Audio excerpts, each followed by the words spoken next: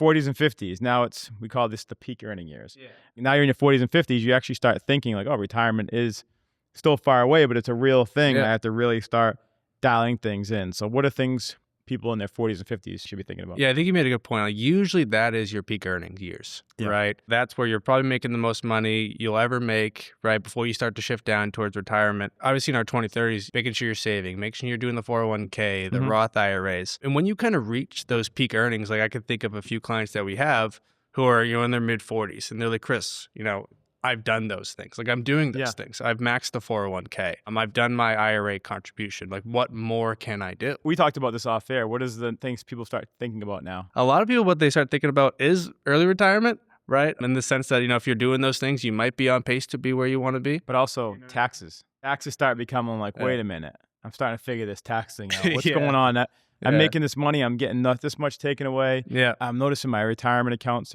might be all pre-tax. Right. And they start thinking about the tax benefits of if you do things today correctly in your 40s and 50s, because retirement now I can see it in the horizon, maybe like off in the distance, a dim light that you can kind of start seeing in your 40s. Yep. In your 50s, it gets a little brighter potentially. But as you're getting to that road, you start thinking about the impact of taxes. Right.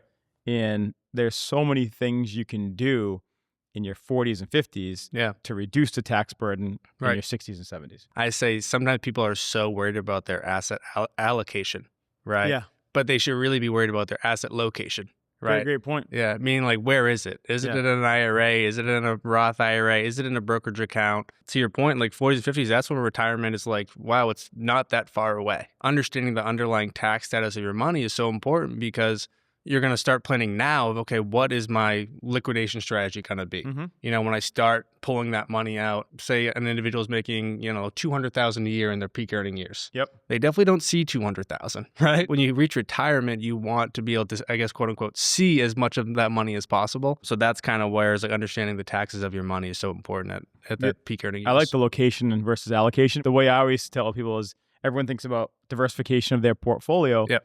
But you want your portfolio to also be diversified tax-wise.